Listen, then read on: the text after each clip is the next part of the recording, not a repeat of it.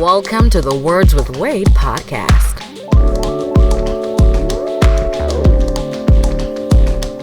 Founder of Uncut Media Group, a hip-hop blogger with over 10 years experience, editor-in-chief of UncutMagazine.net, he's Wade Blogs. Pokemon Go expert, comic book fan, and an overall wild card, she's Ari. Founder, artist, and CEO of A Game Records, he's G-Lai.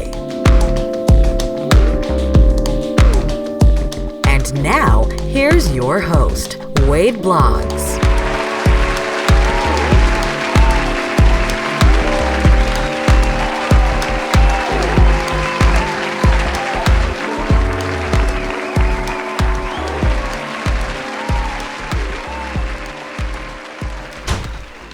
All right, y'all ready? Mm-hmm. 1, 2, 3. What up? What up? What up? Welcome to the Words with Wade podcast, episode 34. Yep, 34. Okay, I'm your host, Wade Blogs, aka Mr. Quid Pro Quo, aka the Wait for it.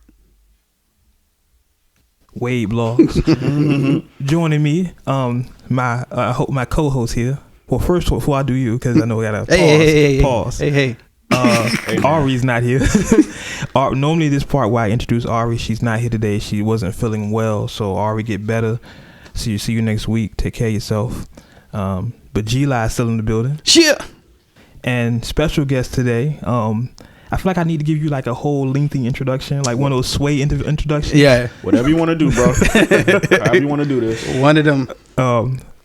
You've already heard his voice, leading the culture for Virginia. I like that. Leading the culture for Virginia, for the hip hop culture for Virginia for the last, I've known you for like 13, so 13 years. Yeah. Yeah, I was about to say. Yeah. Because when I got out here in 2000, I think around about 2001, 2002, is when I found out about him. Yeah, so Damn, I was an intern then, bro. I know. That's the crazy part. 2002, yeah. It was an event that you did in Virginia Beach, and I forgot the name of the hotel. It was like in the lobby of the hotel, or like the ballroom area of the hotel, and I came to that. That was like years ago. It was like down Atlantic Boulevard, like in the cut. Okay. I don't even remember that. Well, I but remember. it's been so many. I know. Been that many. I remember not what. Being funny. I met you at the Rail video. Well, I knew you before the Rail's video. But I met you at the Rail video shoot at that club in the beach. Is that club even still there? Yeah, Mystique. Yeah, it was so. Mystique. I don't think it's there no more. But yeah, I met you there. So without further ado, I feel like, what does it do? What does that mean? Anyway, without further ado, ladies and gentlemen. They make us say that. Without further ado, ladies and gentlemen, Batman is in the building. What up? What's good? So, as we always do with this podcast, we start off with our previous week. So, since the last episode, G, how was your week? Week was pretty good. I done had at the new gig, they've been stressing us left and right, because it's like every day we come in is some brand new that we have to adjust to, which is at most jobs, but it's kind of like with the new branches and stores about to open.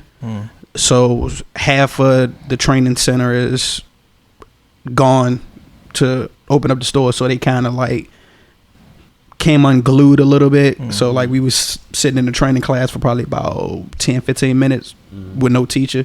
But we all adults, so we decided to go ahead and get on the board, play some games to help us study and stuff like that.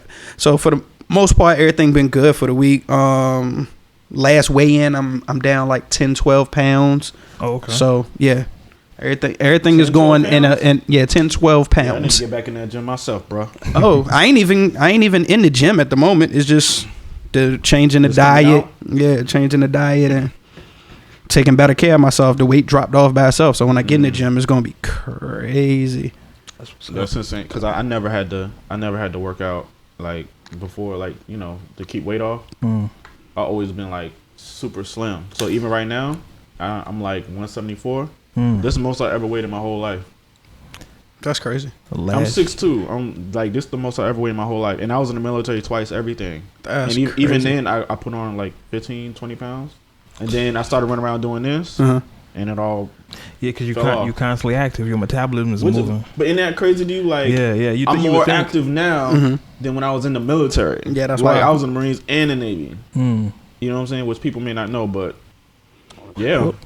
Well, let's get into that. So for the people that don't know Bats, and who in the 757, even though everyone hears this on iTunes, who in the 757 doesn't know Bats if you're in hip hop? I don't. I never assume that everybody knows me. So it's a new crop of kids out here graduated. I can understand that, but I personally haven't run into anybody that doesn't know you or at least know of you. Just like cool. How we I was about to introduce you to Jay, and I was like, oh no, y'all know each other. Yeah, like that's usually how it works. I literally just did an event in here like 2 weeks ago. So me and Jay go back. The listener joint, I was like, y'all know each other. So for the listeners of the Uncut Nation that don't know who you are, just give them a brief synopsis on Batman, Dark Knight, all that good stuff. So Batman, VA promoter, government name Charles Anthony Brown II. I'm a military kid. That's one of my clients right there, actually, that we did the listening session for. Military kid. My parents, they met in the Philippines. My mom did 20 in the Navy. My dad did 20 in the Marines. They met in the Philippines. They got married. They had me, had my sister in Cali, moved to New Orleans, moved to Tennessee. Then we moved to Virginia when I was like 6. And, man, I've been here. So, about 2001, I think. I became an intern for Def Jam by getting my best friend Rashawn Jones, shout out to him, to get me a job at Legends, the retail store. I remember, And this was my mindset, and I don't even know how I was thinking like that, but I was like, yo, I want to intern, I want to be in the music business, I don't know how to do it. Well, these guys, they put CDs and flyers in the stores. If I can just be here, at Legends and just wait for them to put flyers, I can ask them then, how do I get down? And so I got that job specifically for that. And maybe about 4 months later, this guy named Jig, shout out to Jig, he was putting out some promo. It might have been Joe Button, I can't remember exactly who. He was putting out promo, and I just ran up on him like, yo, bro, like, whatever I got to do, I'm hungry, I just want to get in the game, I don't know what I need to do. He was like, okay, cool, meet me at Hampton University at 7 a.m. and if you on time, I'm gonna put you down. The next morning I was there like 6:45 or something, and he put some Joe Button stuff in my hand, and it might have been like some Young Gun stuff, and I was moving from there. You know what I'm saying? But long story short, so intern for Def Jam, did that for a few years. Created Darknight ENT, which is like my answer to just kind of taking control of my own destiny. Right. You know what I'm saying? Because I didn't really feel the fact that going back, that when I finished my Def Jam internship, I went up to New York to see my boss, my old boss, Keith Barham, who had got promoted and was up in New York. I went up there to see him, just to catch up. Like, yo, do you have any positions up here? It was like, nah, bro, we don't have anything right now. Right. And to me, that was the conclusion of my internship, because I'm like, if I already shot my shot, and they don't have nothing for me to elevate, like, where do I go from here? I'm already not getting paid. Right. You know what I'm saying? So I was mad for like 3 days, 4 days, and I was like, nah, I don't want the game that had gotten that much out of me and me not get what I came here for. Right. So I created Darknight ENT off of that, like, just to kind of keep myself relevant, create opportunities for myself, and then slowly but surely other people started gravitating towards it, and then that became my team, Darknight ENT, and we started moving around, shaking shit up. You know what I'm saying? Can I curse on here? Is that cool? Yeah. Oh, yeah. I ain't really a big cursor, but No, we uncut. We uncut. Shaking shit up in the city, doing street promotion for a lot of local artists, and then, traveling, and then that's how I met 2 Chainz, and, early on did some stuff with Wiz Khalifa, from the Deal or No Deal mixtape. That's how far back I go with his camp. Yeah, that's wild. So shout out to Will, for Will, who was his assistant, and now is the president of Telegang. So like, the people that, we were talking off the mic before about being afraid to cross the water, or being afraid to go and take trips and network properly and all of that. Me meeting these certain people early on, the Travis Porters and the Street Execs and 2 Chainz, going to Duffel Boy Studios in Atlanta, linking up with Will that early on in Wiz's career, is the reason why we have so many really, really good relationships. Right. You know what I'm saying? So I'm a kid from Hampton. So everything that we've been able to create, I chalk that up as like a real victory. You know what I'm saying? A kid from Hampton, Virginia was able to figure this thing out, and I'm not even where I want to be, but I like to think that I've done my best to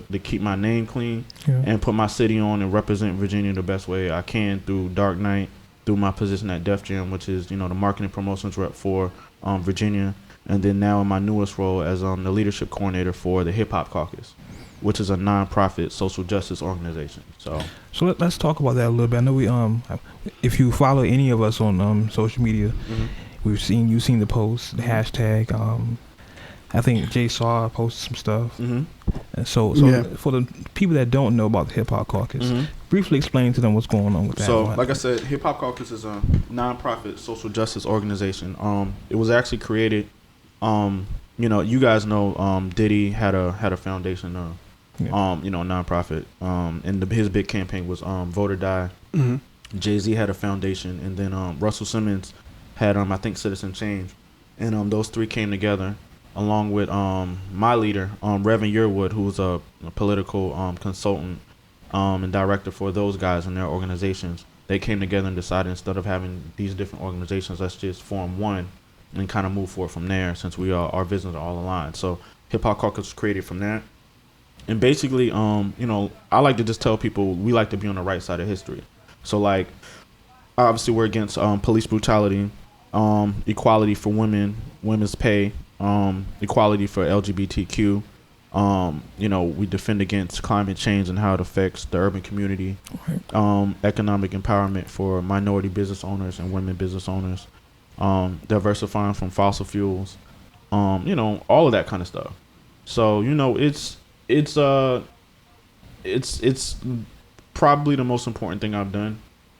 It's the thing that I'm most proud of now, even though I'm kind of still at the beginning stages of it. We were able to, and I don't know if you guys saw this in the news like a few months ago, we were really integral in putting together that campaign for the disparity study in Virginia Beach. There was a march and out there, so we were integral. Like, we sat with Bruce Smith and my guy up in Richmond, Landon Schroeder, and Charlie Rasputin, who was the curator and creative director at Work Release, and all of these influential people from around the city, political activists and organizations and all of that, Indivisible and all of these people and organizations, and we put together that campaign with that message. Like, we didn't understand why the percentage of minority owned businesses in Virginia Beach was so low, and when these contracts come out and they're divvying up and allocating out this money, why we weren't getting a fair shake. So it was like, it was important to us that we stood for something.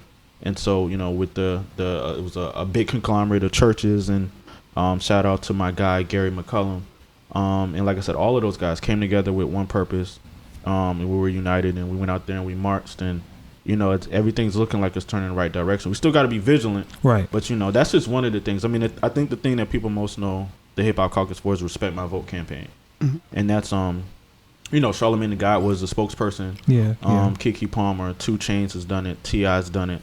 And so really, the HipHopCaucus is really big on aligning ourselves with not only organizations and businesses, but especially celebrities, and using celebrities and their influence to kind of get whatever the message is out. Right. Celebrities and influencers. So, we did a Respect the DJ event a couple weeks ago, and that was powered by the HipHopCaucus and Respect My Vote campaign. And, we're about to gear up to do another Respect My Vote, campaign right now. So, shout out to everybody who came to Respect the DJ event. Really shout out to like people like Knots and No Malice, people that came out, for that, so we're gearing up. We need all celebrities, we need all the influencers from not only 757 but 804. And like I said, it's an important year, it's an election year. So definitely. As I'm going to all these political meetings, all I'm really seeing is, most of the time, I'm the youngest person in the room. And so they're looking at me like, we need to get the word out about people being at this meeting or this or that or whatever. And I'm like, the more I sit in this position, I can see that we're about to shake some shit up on this side too. And I'm super fortunate, because they could have picked anybody, but they picked me for this position. And I feel like, I'm influential enough, to kind of tap the DJs and the celebrities and the tastemakers, and and really get some things shaking, man. Like I said, I'm really about change at this point, and not just regular shit. Right. I just want to make change, and if I'm gonna stunt and do that, which I don't really stunt, but if I'm gonna stunt and do whatever, I'd rather stunt in this lane, as far as look what we were able to do. How can we do more?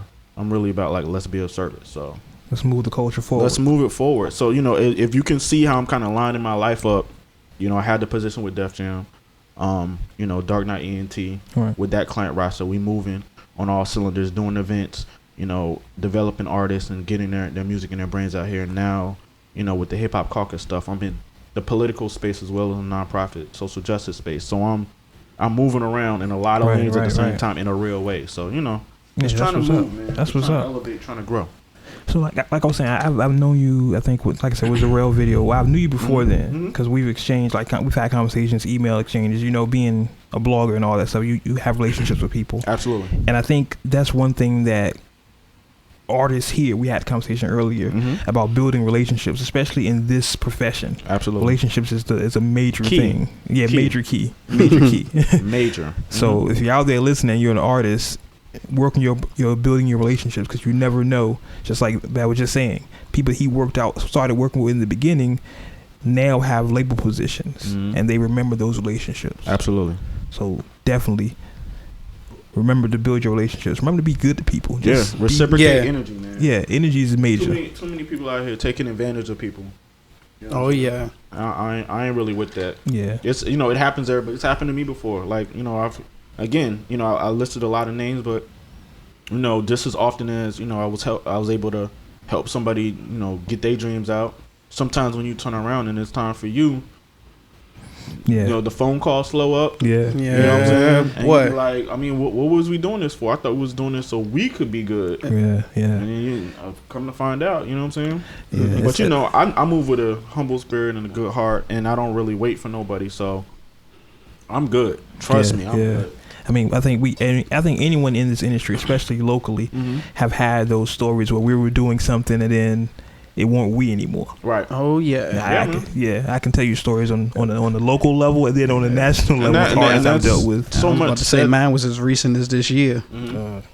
So that's so much why I'm about controlling my narrative, controlling my own destiny. You know what I'm saying, and not leaving it up to other people to make a way for me. You know what I'm saying? That's a good way to put that. If at the end of the day I end up losing or I have to bow out because everything didn't pan out the way I wanted, I'm gonna have to live with that. You know what I'm saying? I will live with it. But I'd rather bet on myself than, like I said, wait for somebody to quote unquote put me on. Right. Yeah. But I also leave room for the thing, especially in the position that I'm in, that other people need somebody to help facilitate it, which is actually my job, to help facilitate and connect the dots for people who, again, don't have that. Sometimes you just don't have that innate ability. You know what I'm saying? As an artist, you may be super talented in the studio and then walk outside and not know how to carry the conversation the right way with somebody who can actually help you. You know what I'm saying? Or you may not know how to really respond back to text messages or emails the right way, or really put the dots together so your thing can be bigger than what it is. Yeah. So I do a lot of that too, man. So that's definitely an issue I've noticed with local artists. They don't have to connect the dots. Like, you have a hot song, but you don't do anything with it. Yeah, they don't know how to service the record. Yeah. None of that. I mean, even that statement that you just said, like, that doesn't get said enough. That's how I know what's happening and what's not. Servicing the record is like an essential part. Yeah. You know what I'm saying? And it's so much, it's so much that we could talk about on that. But, like I said, I'm just really big on, brand development and making it feel like something. Like, certain artists, when they came, they felt like something. Like when the Diplomats came, we was all the way in Virginia. We felt that. Right. Like the energy kind of shifted. When G-Unit came out, like it shifted. Like you felt it. It was a lot of content out. It was a lot of good, mixtapes, but they had DVDs. They had the clothing line. They had, all these radio and TV appearances, freestyles, this, that, and the third. Like there was so much energy around it. That has to be created. You don't just bump into that somebody sat down and we're going to come up with a plan. Yeah. And a lot of times that's what me and my company do. We sit down, we help artists come up with a plan of how to make the thing feel like something through consistency, through strategic, partnerships or strategic marketing ideas that we come up with and really create a campaign. And that's why I tell artists, like, it's really, you trying to be a successful artist is you running for president. It's the same thing. That's a good way to put it. Yeah, that's a great way to put it. Exact same thing. I think Pac has said that once. Like And people that buy my album are people that rush the polls and vote for who they want in office. Thing. Right. It's very, yeah. You got your manager, or the person that would put your stuff together would be your campaign manager. Yeah. And your team would be your campaign staff. Yeah. And you out here saying your speeches, you performing live, and you out here shaking hands, aka networking, as you garnering support for your bid.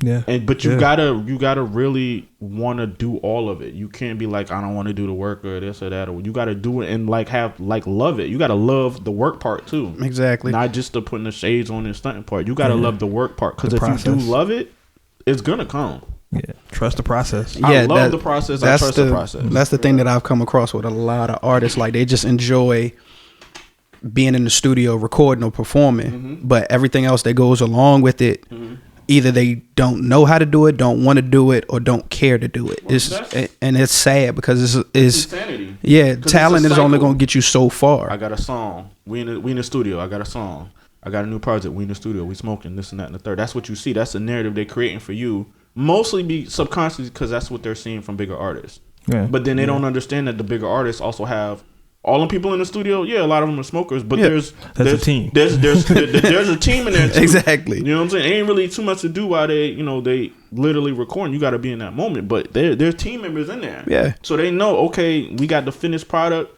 Now it's time to let's figure out the plan. How are we gonna translate this? Get this out there to the people. Yeah. And like I said before, controlling your narrative. Yeah. Either you gonna control your narrative, or the world is gonna tell you how they perceive you. Exactly. You know what I'm saying? So that's what I'm saying about sitting down and putting together a plan of how we're gonna get this out to the public in the right way. Like, how do you want to be perceived as an artist? Like, that takes patience and actually really figuring it out. Like, you gotta want to do that. Do you want to be perceived as somebody who just smoke in the studio all day, or do you want to be perceived as somebody who gives back to the community, works hard, like practices his live performance and puts his all into this thing, like struggling, paying bills, going to open mics and all of that. If you it's way easier to play the underdog role than to kind of come out and be like, I'm already on. If you're already on, it's harder for me as a consumer or potential consumer to really feel like, you know what I'm saying? Like, I need to give you the $10. You look like you already got it. Yeah. Yeah. So any client I work with, and I don't know if this is a secret or key or whatever, but I told, like, listen, you're going to be an underdog. You're going to shake every hand. We're going to go to everything that we can possibly go through as far as events or whatever. We're going to reciprocate whatever energy is shown to us, and we're going to grind it out step by step. You know what I'm saying? So, yeah, I charge them, but I also say you're going to put in the same energy I'm putting in, and we're going to reciprocate all the energy. So if anybody posts anything, like you were saying earlier, anybody posts anybody, we're going to thank them. Any DJ that spins it, we're going to thank them. You know what I'm saying? Anybody we meet, if they shout us out, we're going to thank them. Yeah. Yeah, don't feel like it's owed to you. We gotta keep it there. Because once you start letting the artist, or once the artist starts feeling like, oh, it's supposed to just be coming my way, then they gone. Yeah, that sense of entitlement. I think a lot of people have that. A lot of local artists have that. But they think, what? You gotta have some wins to even. Yeah, that's the thing. They don't. The 2 and 2 doesn't equal 4. And that's what we were saying before. Perspective. Yeah, exactly. If you ain't never really seen over the mountain, then you don't really understand, like, some of the moves you may be making. You may look very foolish. You know what I'm saying? Like I said, I've actually been fortunate enough to, again, like we talked about before, I've broken some records. I've introduced some artists. I've been on a national tour before. You know what I'm saying? I've done so many things as behind the scenes and not even being an artist. So when I see certain artists and how they have their thing put together, I can see that's going to go. Because they got a good team. You know, it's translating as far as they got good video content. They're consistent, which is a big thing. Huge thing. They're moving around, working. And then I can see when it's not going to go. Like, oh, you don't know how to pick singles. That's not really a single. You know what I'm saying? Or, oh, yeah, you burn too many bridges. Like, or you got a bad attitude. Or, you know what I'm saying? Or you take too many breaks. It's certain things I can see where, like we're talking about that feeling. Right. Like, I know what it feels like when something is clicking. It's about to go like, oh, you may need just this, and you good. Yeah. And then I know what it's like when it's just like, oh, like, he think he got it and he may not. And he don't have anybody around him to even tell him how much more work he really needs to do. But, you know, again, it's perspective. I think one major issue I have, and I don't want to take this to the Virginia podcast, like, it's industry. Because everything I'm saying is not even directed. Yeah, exactly. And let me say this. I did have not an issue, but, you know, a conversation with somebody online like a year or two ago. And it was kind of like, they felt like, because I used to tweet a lot and throw out what I thought were gems or whatever. Yeah. And they thought I was directing it at 757 artists. and I'm from here, so I took offense to that, and we talked about it. Yeah. But it was like I'm not necessarily, when I'm saying anything, I'm not necessarily talking about 757 artists. Right. Again, I've traveled, so I have, and I know some of the scenes out in New York and Atlanta and Florida and Cali. So I'm really talking to, I'm really talking to my peoples out there. Yeah. You know what I'm saying? And people I may have met or people I may have seen that may be doing it wrong, or even if they're doing it right, if they had this, whatever. And I don't have time to just sit there and give pep talks or calls to everybody. So if I had a free moment, I used to do that. But then somebody here, and I'm not even gonna, because it's a dead issue. Right.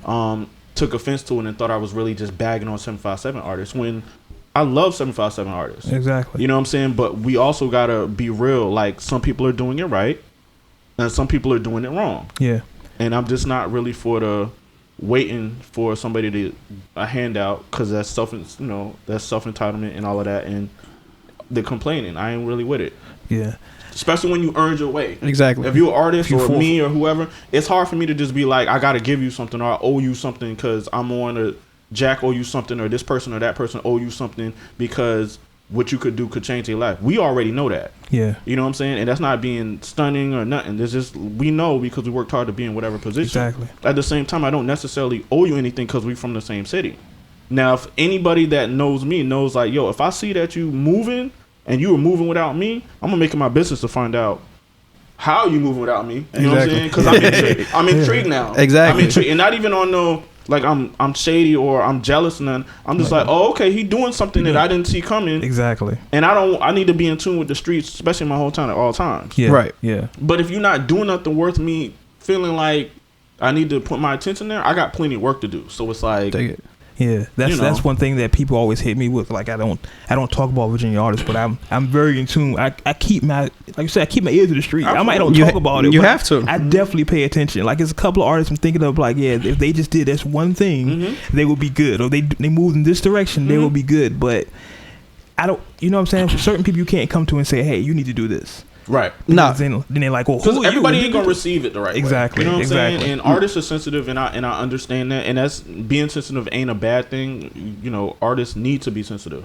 You know what I'm saying? But at the same time, again, you got to be realistic about where you are, because some artists are also delusional, and there's nothing wrong with a certain level of whatever, because you need that certain amount of being delusional or crazy or whatever to aspire to hope, the audacity to hope and all that, right? Yeah. Right. But you can't let it get out of control. There's still steps that need to, there's still victories and things that need to benchmarks that need to be accomplished. Yeah. So just like I said, the biggest thing seems to be the entitlement. So that's why they can't take that feedback. Yeah. My thing is, if you are gonna put yourself in a position where people are listening to your music, hearing your voice, you putting yourself in front of a crowd of people, you have to be able to take that criticism. Absolutely. If your skin is not tough enough that you can't take it, then you're not ready. You're not in the right profession. Exactly. Because everything is a microcosm of everything else. So if you couldn't handle whatever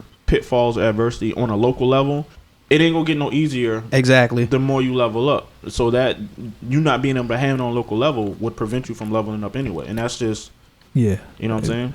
Very much so. I know a lot of artists. Like, we're having this conversation, I'm just thinking of different artists. Like, yes, you. Like, and just so, and let me say this, just so nobody, and I know I already said it, but just so nobody feels like. You have to give that. Yeah, I'm going to name a couple that I see on the right path. And not to say, I don't know if they're going to make it or not, but that I see. So, there's this girl, Lacree. Dope. Lacree is dope. Lacree is very dope. I consider her a friend of mine. She's really dope. I'm really waiting, anticipating to see what she does with this project. She's been investing her own money and, putting in the time and the hours, traveling around, getting the right mixes on songs and being really critical of herself. And, we had a long conversation a few months ago about, her project. And she really just wanted to pick my brain. Like, you know what I'm saying? So she paid for my meal. We went out. I thought we was just going Dutch. I was like, cool, let's do it. And then the check came and she paid. I was like, oh, well, you definitely can have whatever info I have. You got it. People don't understand that. They don't understand that. That little bit. Thing. Yeah. That small thing. That's and part of networking. For it. Like I said, I just went because she was like, yo, let's, I'd like to have a conversation. Cool. Like, and I charged for a marketing consultation, but that's not how it was proposed to me. But the way that she handled it like that, I was like, cool. It was professional. It was professional. I was like, I'm cool with not getting paid because I already fuck with her. I see something. I wasn't even sure what I saw. I saw something. And then the more we sat and talked, she just asked me a bunch of questions. But I could tell by the questions she was asking and the way she was intently like listening to my answers. She's really trying to get better. Yeah, she had thought about everything. Yeah, she's on. She has a goal. And that's good. Lecrae, and then Breeze Park. I see something in those guys, and obviously my guy Joe Perk, Young Crazy, obviously. I love what the guys. Even though they're not a artist, their movement Traptastic. I love what those guys are doing. Yeah. It's a lot of people, man. There's so many people out here moving around. Sonny and Gabe, shout out to them. The whole Rebel crew. Killing shit. Those are my guys. It's funny when you were talking. One artist jumped in my head immediately. Who? America. Oh, from other side of the water. Yeah. Known him a long time. Him and Hershey and Double XL and all of them. Known him a long time. It's a couple artists. So 757. We're not picking on you. It's out of love. Yeah. Oh, and from my side of the water, Bobby Blaze. I got to say that. I've heard. He's from Hampton. Yeah. Yeah. I love what he's doing. Good guy. He's got his own thing, he says boot up and all of that. Like he's got his own little movement. I see him like growing. Interesting to see what he's gonna do. I'm definitely always trying to see what's going on in Hampton. Like I said, I'm a Hampton kid first before anything. But that's my guy over there. Shout out to Bobby Blaze. Yeah. So we jumped through half the show already. But hey, that's good. It's good industry talk. Some people need to hear this. We don't always joke and play on the show. Sometimes I mean, somebody's gonna need this, man. And somebody's gonna definitely need all this. Of us, even as a collective, as individuals, we're not always gonna have time, like I said, to do this. Yeah. Because we're gonna have stuff to do. I got somewhere to go right after this for him. Yeah. You know what I'm saying? We moving around even on Sunday, 7 days a week. Yeah, definitely. And y'all can see in my eyes, I'm so focused right now between I can tell. The stuff I got to do for Def Jam, the stuff I got to do for my clients at Darknight. And then the HipHopCaucus stuff. This is important stuff in every lane. I mean, especially the HipHopCaucus stuff, but It's all important. And I'm just in a space of where, I don't take, my positions for granted. I don't take my mental space. I'm in a really good space right now, creatively and all of that. I'm working with the right people. I don't take any of that for granted because I know how many people are trying to. Exactly. You know what I'm saying? I'm in a space where I don't work a regular 9-to-5 job. Like, this is my life. You know what I'm saying? And so many people are fighting to get there that I appreciate that. Because, again, I remember working at Legends, MCI WorldCom, in the Navy, in the Marines, and just hoping and praying and wishing that I could just get to a space to where I could wake up and do this. Yeah. So now that I'm here, the last thing I'm going to do is, like, really be cocky and flashy about it. I'm going to appreciate it, you know what I'm saying, and capitalize on every opportunity and continue to move forward. Definitely. You know what I'm saying? So, definitely. So let's get to the rundown. The rundown. We jumped through a couple things here. I did want to mention because I missed this last episode. The Juan Epstein podcast. For those who don't know, the Juan Epstein podcast, legendary. It's a podcast hosted by Peter Rosenberg and Cypher Sounds in New York, Hot 97. It's like for rap nerds. They go over the culture in such a way that, I mean, just the conversations they have, you wouldn't have with regular people. Like, they talk about, beat choices on Trap's first album, and it's just a dope podcast. One of the reasons why I started this podcast, actually, but they're going on hiatus, as they said. They're ending their show. Just too many things are happening for them. I just wanted to give them a quick shout out because, as I said, they're one of the reasons I started this podcast. Yeah. So shout out to y'all. I think they're the way that I got into listening to podcasts in the first place was theirs. And a lot of the best podcasts, because when you listen to one of these, it's an hour or 2 hours that you can't really get back. So you know, just like watching a Netflix or TV or whatever, you want to make sure it's worth it. And they've never let me down on any of their episodes. Yeah. You know what I'm saying? They got some really, really good ones. Good ones. They had the episode with when they interviewed Rakim. It's such an in-depth. I mean, I actually sat in my car the entire time. I was done whatever I was doing. Just sat down and listened to that episode. Such a great interview. If you haven't heard it, make sure you check it out. They got one, and I can't even. I'm sick that I can't remember her name, but I think her last name was Rosenblum. They did an episode with basically the lady that was doing stuff in the land quarters. I remember that. And she managed, I think, Flex. Yeah, I remember that. And did stuff with Diddy and all of that. I was like, man, that was a really good They had for me, I'm always looking to learn. So I don't care if you just got in the game and you doing some flash shit, or you my elder, you've been in the game for. I'm always looking to learn from wherever I can absorb. Yeah. So I'm really intently listening and stuff like that for like little gems that I can add to my thing. Exactly. Or maybe, okay, she said that I need to go research that so I can. I'm just trying to learn and grow. And they did an episode with Bink. Yeah. And that was a dope episode about basically giving Bink his credit. Shout out to Bink, his credit. He's done like a couple of them now. Yeah. On a different podcast. I think I listened to all of them now.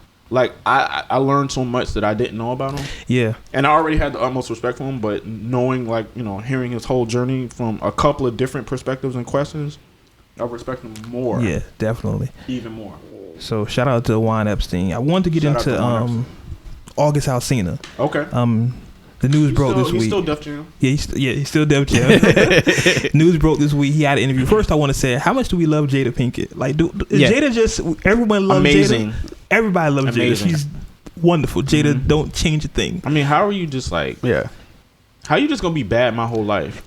Exactly. That's my. It was only one thing that bothered me that she did though. What she do? What? She got surgery. She got plastic surgery or Is something that done. confirmed? Some done to her face. You could tell at one of the award shows, like it was something like her cheekbones. It was slight. That might just be that melanin. I don't know. It was slight because I need that confirmation. It was you shooting down my dreams. No. Like it won't no drastic change. Yeah. It was just like I look at her face that much because she's that beautiful to me that I noticed that slight change about it.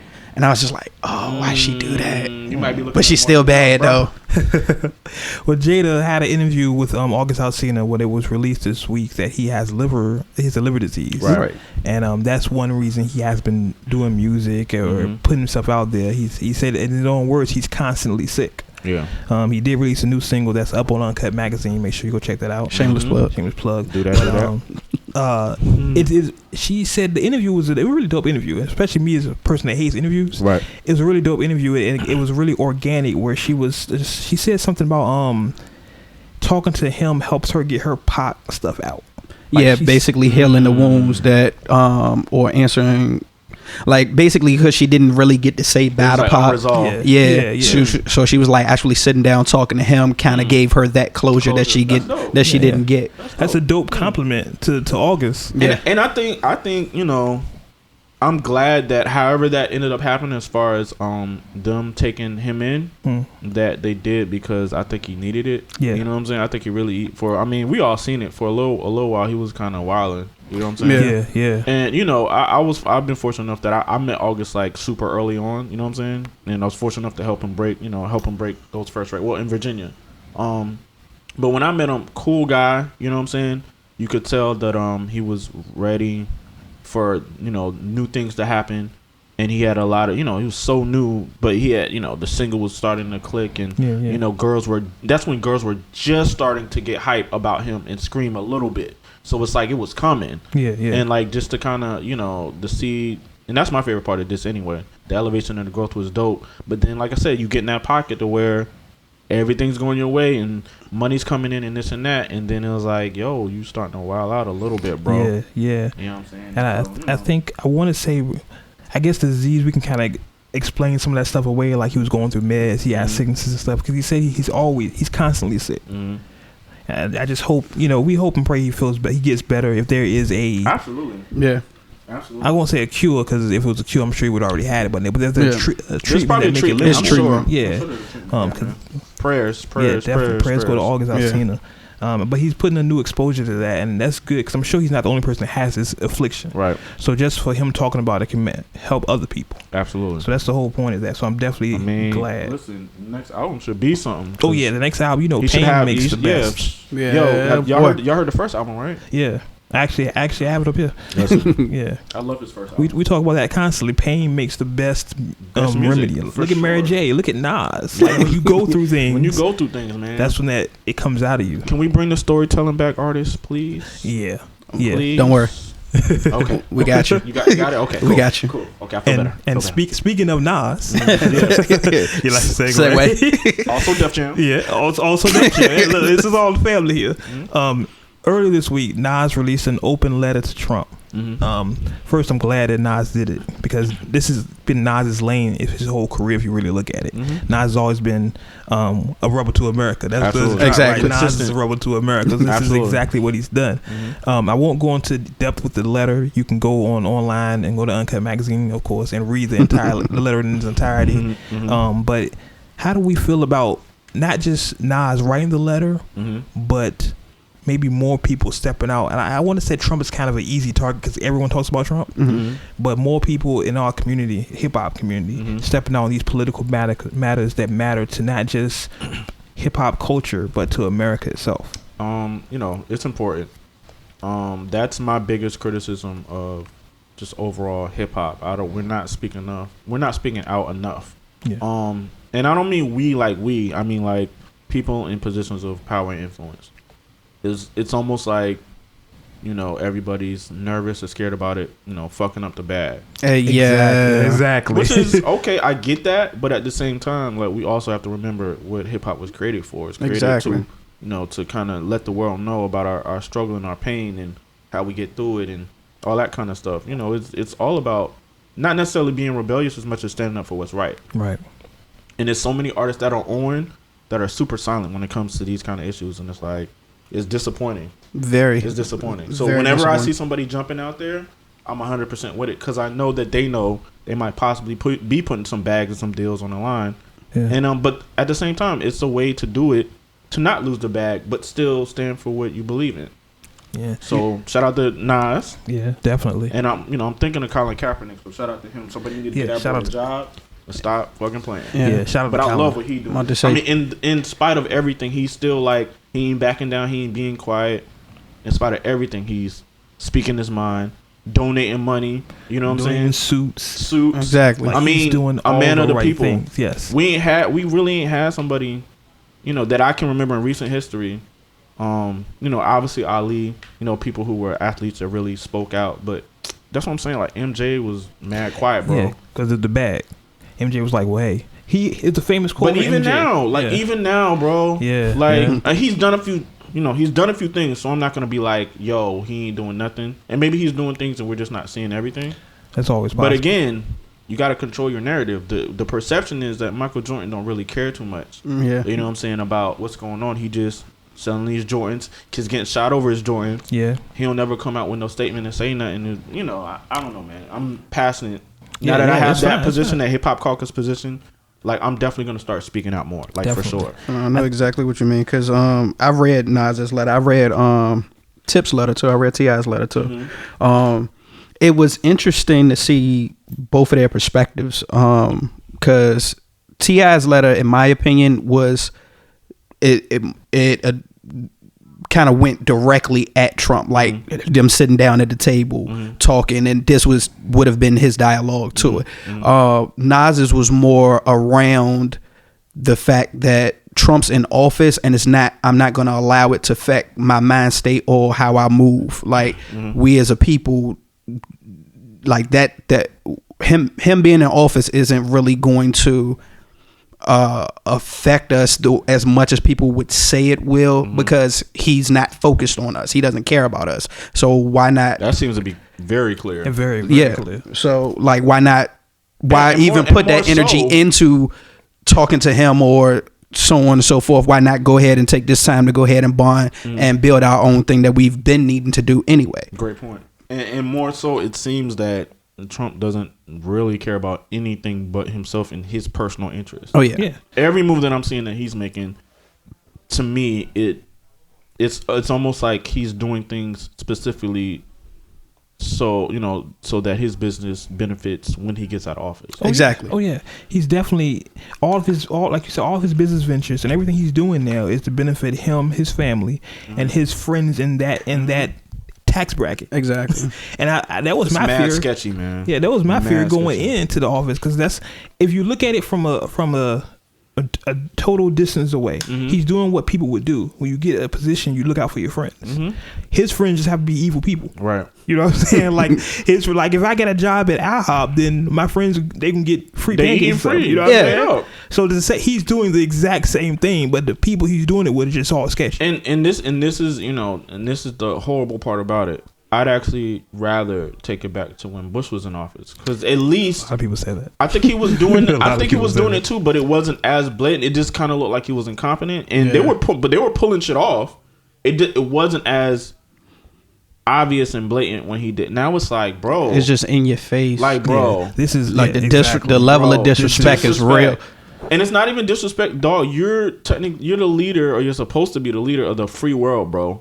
Like, You're supposed to be the most powerful man on this planet right now. man, and it's like nothing feels good about Trump. Seeing Trump, hearing a Trump statement, hearing Trump news, nothing feels good or great about, whatever. To the Exactly. point to where it feels like other countries feel bad for us. Almost like Yeah. Other countries have said that. Other That's the countries have vibe said that I'm that. getting. Like, you know what I'm saying?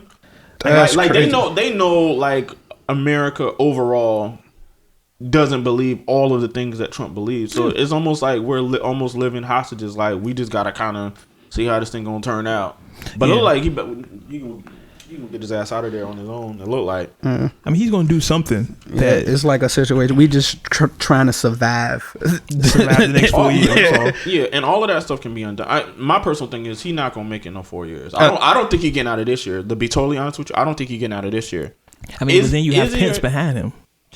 Yeah, but again, Pence, I mean, we don't know. Like, everybody has their theory, but that Pence reminds me more of Bush than anything. You know what I'm saying? Not to say they're exactly the same person. Right. But if you're going to be, hooking up your friend, we expect a certain level of Hookup. some Yeah. shenanigans. Of course. You know what I'm Politics, saying? yeah. Yeah, I mean, that's going to happen. But, like, I don't feel like he ain't no loose cannon, bro. Like, Yeah, Trump is completely he's a buttoned loose up. Pence is buttoned up. So Yeah. whatever evil, whatever, like, cool. Trump or Pence, like, I'll take Pence. At least he seems measured. He seems the devil you know. right. Perception is counting for a lot. Yeah, right now. yeah. And Trump is like, he just don't give a fuck. Like, I need this to benefit Jared or Ivanka or whatever, or this person or that. It's all oil plays and money plays for this and that and the third for when he get out. And meanwhile, climate change is getting fucked up. You know what I'm saying? He's stripping money from that. You know what I'm saying? School budget's getting slashed. But yeah, Only thing I'm really, really concerned about, deadass, is, his foreign policy, man. This thing with North Korea is like, that's the only thing that's.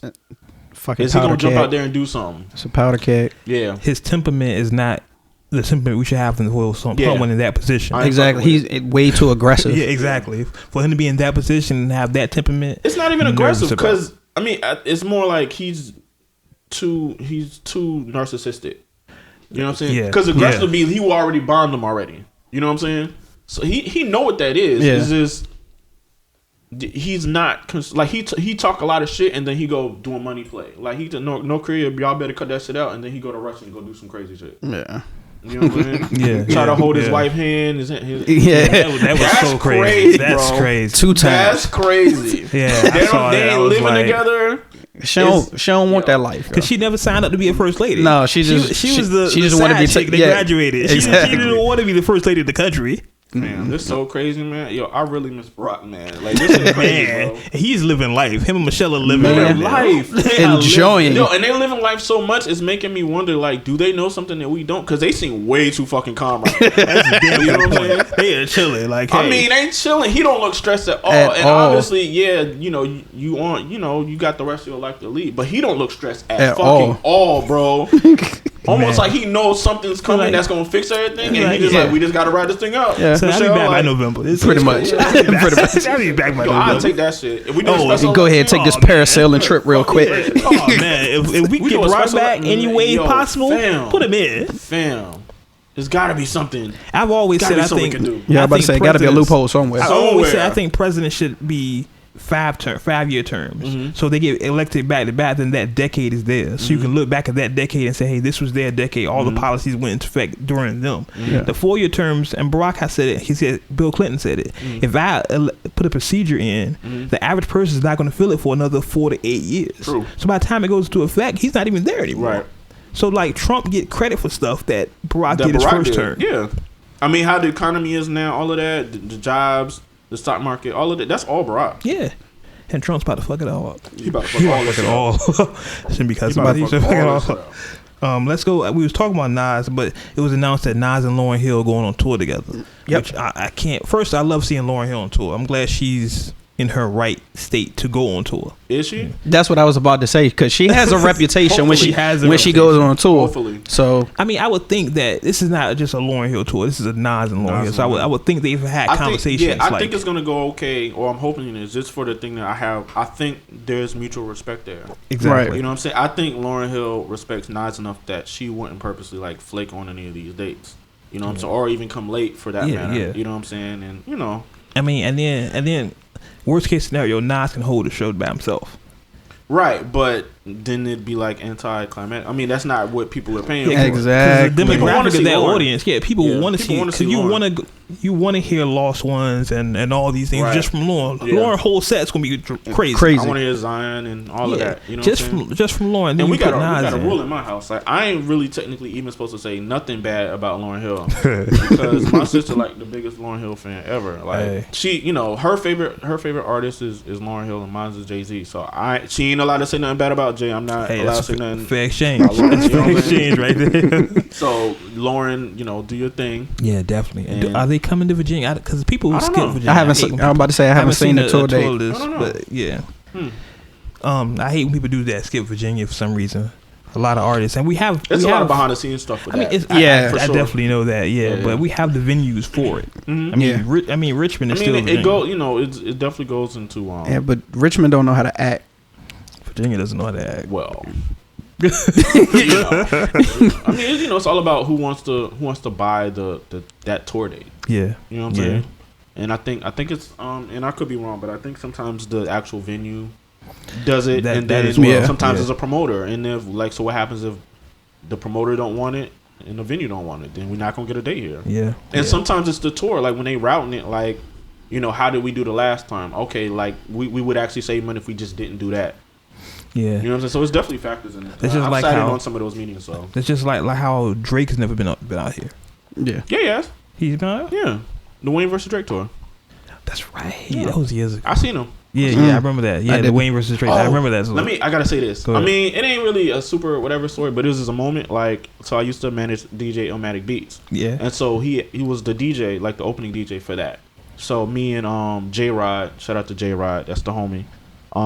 We went, you know, just to support him and shit, you know. So we were backstage, and then Future, who not Future, but there's a Future in Drake's camp, a guy named Future. I think he's his manager and his DJ or something. I don't know, but Future was backstage. I think he sensed that we were like hanging around, and I think it was who are these guys? You know what I'm saying? Because Drake was about to come out, kind of thing. So he ended up engaging us in the conversation, and I was like, yeah, I manage him, and that's why you're here, and he with me, and whatever. And then while we were talking, I looked out of the corner of my eye, and then Drake was coming out like the side door. And then like I'm not gonna say he was nervous and not like that, but I definitely feel like he was like peeping out the scene. He knew he was in Virginia. You know what I'm saying? Right. I think that had a lot to do with it. Yeah. You know what I'm saying? Because of that. Yeah. And like I said, he didn't seem like he was nervous, but you know, him and his team was definitely like, you know, on guard, peeping out the scene, which is why again I think Future like, you know, engaged us. But I think once he saw it was cool, you know what I'm saying? Future like, okay, cool, like, whatever. And we was just hanging back there. Is that still the thing? What? That I don't. Virginia? No, you know Drake and Drake thing? Drake and Virginia. I don't think so, only because Push is not pushing it. That's what I'm saying. Anymore. Like nobody's. He's not even pushing the Wayne thing anymore, really. I mean, he wanted though. I think he still definitely wanted. He's ready for it. Push is ready for it. Yeah. But Drake, honestly, and I fuck with Drake. I don't think Drake want that. He don't want because that ain't gonna. There ain't gonna be no fumbles on that. I don't know, because Drake is definitely feeling himself since he's putting Meek out there. Yeah, but he don't. But you also got to remember how many people came at Drake and then he chose Meek to respond back to. This is very true. So Pusha been going in. So we gonna overlook the two birds with one stone Drake joint that was supposed to be about Push.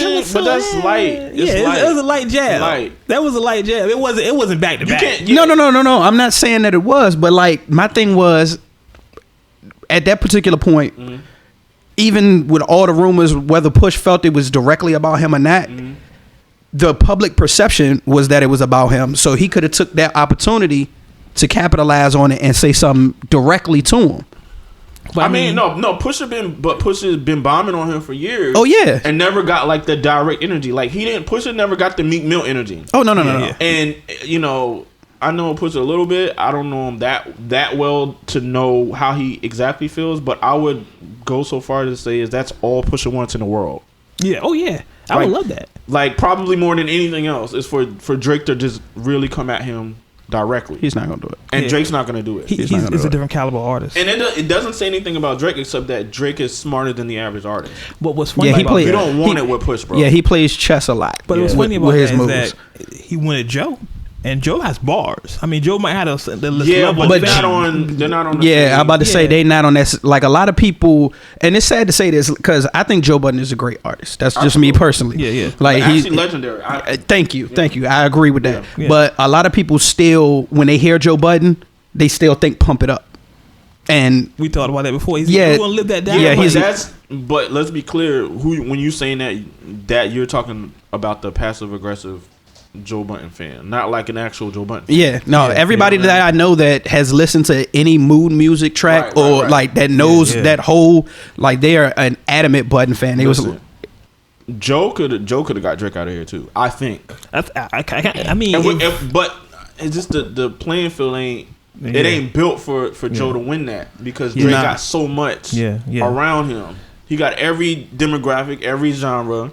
You know, and that was a plan. I mean, with his last album, that was the plan. The whole world music feel. He goes into every genre. You know exactly what he's doing. Yeah, he knows. He definitely knows. And Meek is just like, yo, I got a rollie. Like, come on, bro. But I mean, like, in that field, Meek is winning. I mean, like we talked about before, Meek has a good life right now. He's having threesomes in Dubai. He just dropped a nice track. I mean, again, perspective. Is he winning like compared to us? Yeah, absolutely. That's what I'm saying. It's like, is he winning compared to Drake? Oh, nah. He still caught an L. Oh, he caught a huge L. He caught a couple L's. And he can rap, but it's like he doesn't. To me, he doesn't explore. Yeah, I'm about to say he doesn't explore. To me, he reminds me of an early Bleak. You remember when Bleak first two albums, when he always talked about was money, drugs, nose. This kind of Meek's whole. Yeah, I want to hear more. Me, I'm just the kind of person that you'll get me if I can hear introspective records. Yeah, you know what I'm saying. And Joe will always give you that. Yeah, you know what I'm saying? Yeah, Joe's the king of that. And Drake is really good at that. Yeah, Drake, it's good for giving you. Let me let you know where I'm at in my life right now and everything that's going on. Yeah, my favorite track on More Life was really do that. It was man was between Did I Lose You and Do Not Disturb. Yeah, that was my favorite track. Did I Lose You? Oh, Do Not Disturb is my joint. I listen to that's on my playlist right now. I listen to Do Not Disturb every morning because it's crazy. I just love how he talked. Yeah, he talked about everything, and then the way he just signed off on the track was like, "I'll let y'all know next year." Yeah, I think just Did I Lose It. More artists need to really be on that. Go back to that because that used to be like a staple of everyone's album. You had that one track. You got you. Okay, all right. Okay. Segue. You said it more than once. So don't worry. I'm intrigued. Don't worry. We got you. Okay. Segue. Speaking of more artists, Biggie's son is about to drop an album. CJ is so that's for real. Yeah, that's for real. I don't know if it's Bad Boy or is it going to be some other. I'm pretty sure it's going to be Bad Boy. It makes sense, right? It should be Bad Boy. But Big had a label before he died, so maybe it'll be revamped that just for. Was it Undies? Entertainment. Then it went to Undies, but Entertainment. So maybe they revamped that for CJ. I want to hear how CJ flow is first before I jump to the gun. I've heard a couple freestyles that I was able to find on YouTube. How do you sound? Pretty decent. It wasn't Big's flow, so I was happy about that. Like that he didn't just try to copy his whole blueprint. I'm sure that was on purpose because that's something that I've always wondered. Like Big's son, Pun's son. Like, do they feel obligated that they have to step into rap and that they have to compete with their father's memory, or do they feel that they can actually just come in as an artist themselves and just be them? Yeah. I mean, you're gonna have that, a certain amount of baggage anyway, just by proximity. Yeah. And then, let's also remember, like, the track record isn't really that well as far as rappers' offspring. Yeah. There's a few. You could say. Who can you think? I mean, Rev's son. Diggy was nice. Diggy nice. Kind of dropped off after the whole thing with J. Cole. Because him and Cole got the beefing. Yeah. Still, my favorite offspring is my guy Corey Guns. I would still say and I'm not talking about success. I'm just talking about he's had some success. I'm just saying as far as like my dad made moves in hip hop. Yeah. I'm a great rapper too. I think he's that. I like Chris Rivers. I like Big Pun, son. Yeah, I was about to say I like.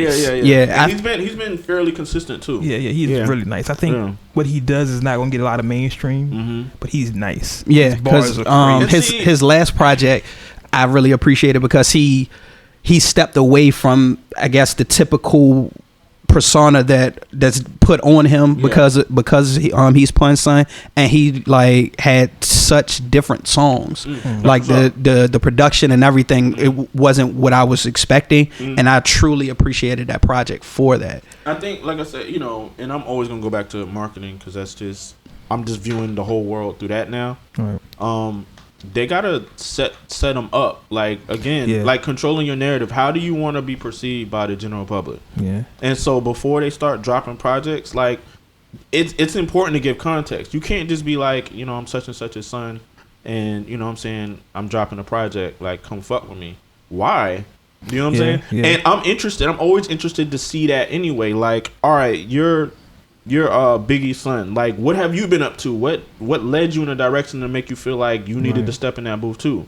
What are your motivations? What are your hopes and your dreams? And yeah, they're gonna say that on the song, but you got to get me to get to the song first. Exactly. And that's a big part of it, setting it up. Like, what does this look like? What does this feel like?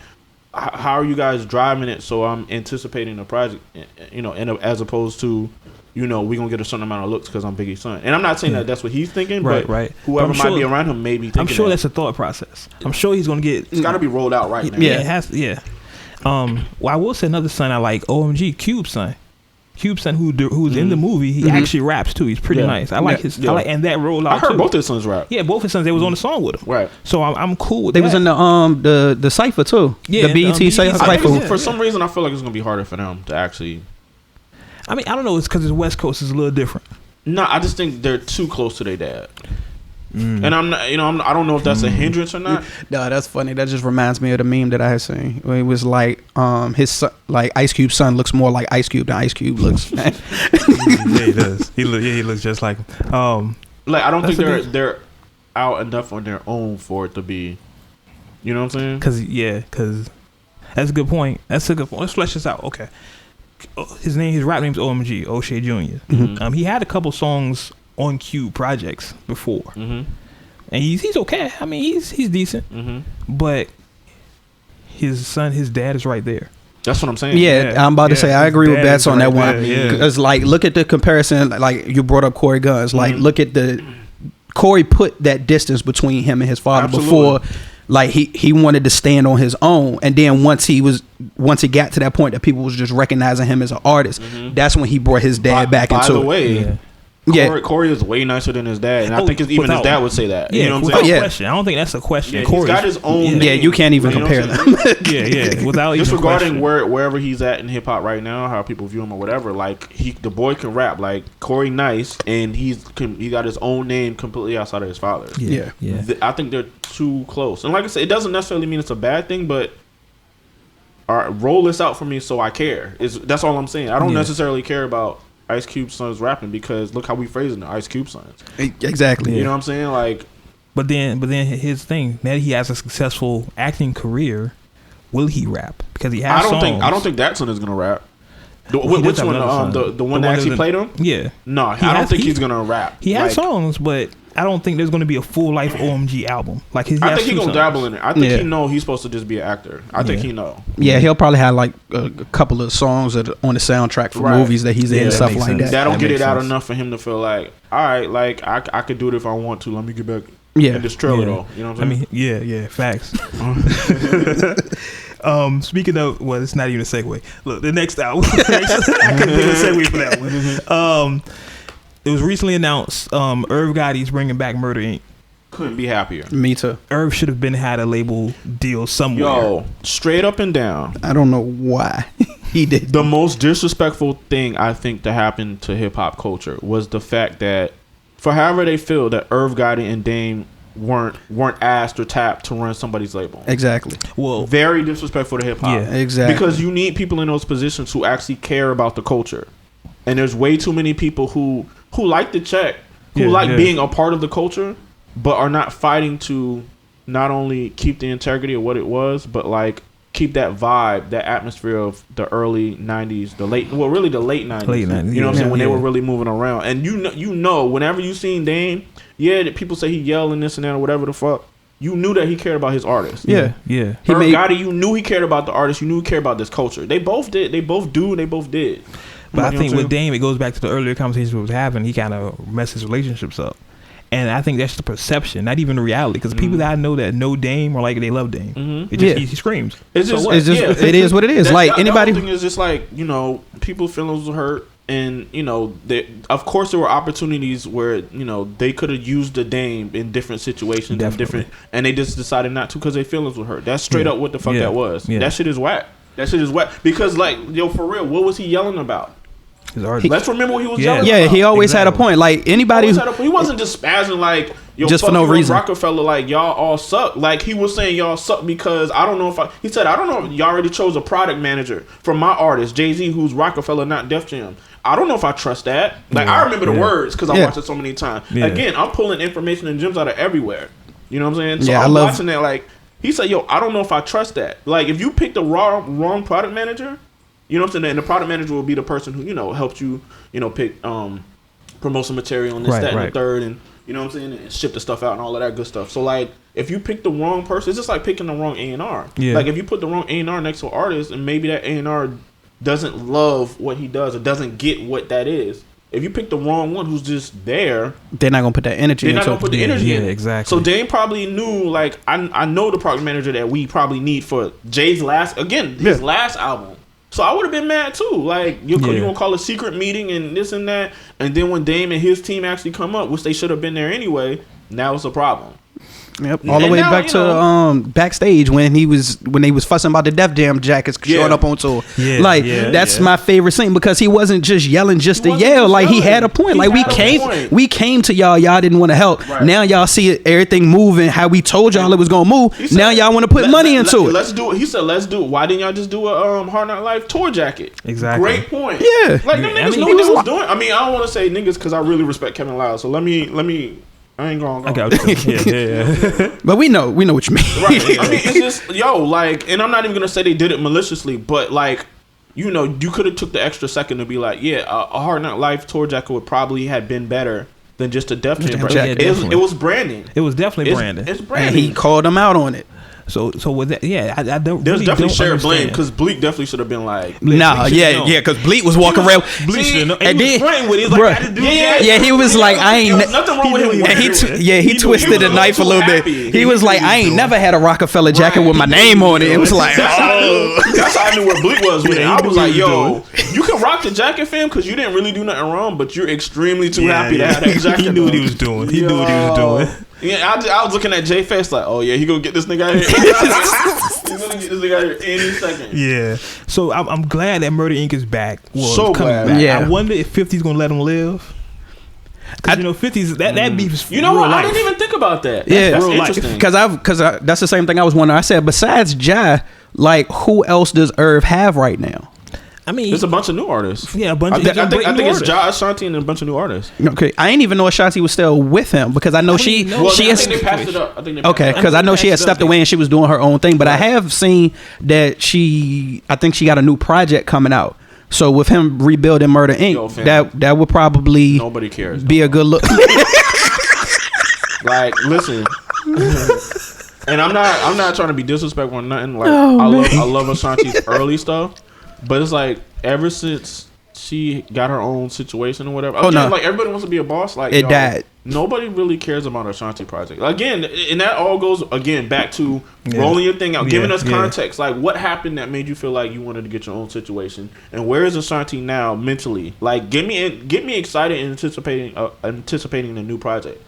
And every time that doesn't happen, if you don't give me enough reasons to care about something, I'm just not gonna care. Her album gonna come and go. If she dropped the album right now, it'll just come and go. Had that been happening? I'm about to say she's already dropped project. Dropped like 3 or 4, I think, outside of major label situations. Yeah, I think we didn't needs care. That. Did you copy it? No. Did you copy it? No. All right, so ain't no Ashanti cells in his room. I don't know. I think she needs Irv, and I think Irv needs her as well. No, for sure. Yeah, for sure. I mean, Irv I think Irv is a dope producer. Yeah, Exactly. it was a good combination. It worked. Yeah. Irv can produce, and he'll still make some money. But I think that combination will help both of them. It'll benefit both of them. Yeah. You know what I'm saying? Ja, he got his own little legal issues with the whole thing in the Germany. Fire That Fire Fest. So, to be honest, like I really wanted that to win for him because it seemed like a really good move. Yeah. I just think he did it with the wrong person. He just trusted the wrong person. I think that's the whole thing. And too. everything got like just hung up on him like after the fact. I think Like John, it just name. Yeah. Dead ass. I think John Irv can just do their own for real. I mean, I know Irv they try know to do enough people, one. Yeah. and Ja has enough influence. I mean, they both got enough influence in relationships. They could have just did their own. They could find somebody to fund their own shit. I mean, they tried to do one with Empire. I think it was Empire Records or something, and that went nowhere. Nah, man. That's what I'm saying. It's gotta be right. It's gotta be right, bro. Is 50 gonna let them? You gotta remember, 50 has power in the industry now. Now he always had power. Yeah. I mean, but when 50 was coming up, when it was the first 50 in Murder Inc. beef, it was like 50 was on come up. Now 50 is the come up. Right. So he might block but a lot. he's not exactly in the same place influentially. Yeah, because But he hasn't if put he out wants anything to- for real neither. If he wants to, I mean, you know, it would be interesting to see him get in it. I don't think 50's. I think he'll take some jabs, but I don't think he's gonna go in on. You know, 50 super petty, because so you never know. 50's not in a place where He can really do that. he's not in a place where he should be doing it. Yeah, he got power right now. So Glass house. No, but Yeah. not because of that. It's because I mean, you know, everybody that he went at before, they all clicked up. Remember? Yeah, this and is they true. all living, especially Ross and Yeah. Khaled. They Yeah, super yeah, winning.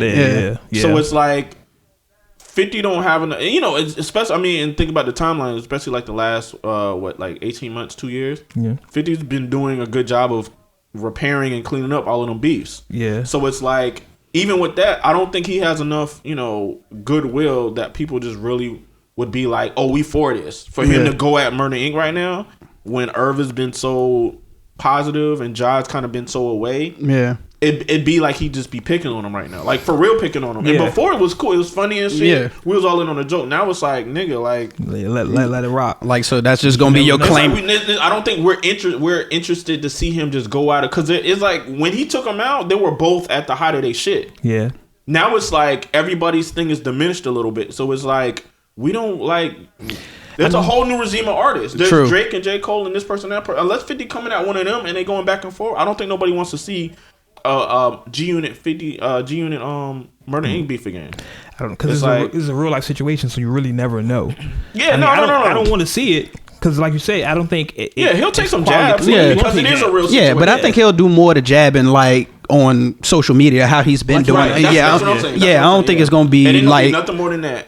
the And it's gonna be whole like- the whole G like- Unit records and them singing and going at them again. Like nah. And by the way, entitled. If what he says happened, he's entitled to. You know what I'm saying? I mean, if somebody try to kill you, bro, you could do whatever Yeah, you want. you Rest of your life. can- if I live, I get it. I'll be petty for the rest of my life towards that one person too. I get it. Yeah. But you know, like, I don't want to watch it. Yeah. I'm not tuning in. cool. I'm not we all tuning in know- this I'm time. way more- way more interested for the new season of Power. Like, Yeah, definitely. shout out to the homie Ro Timmy. That's my homie right there.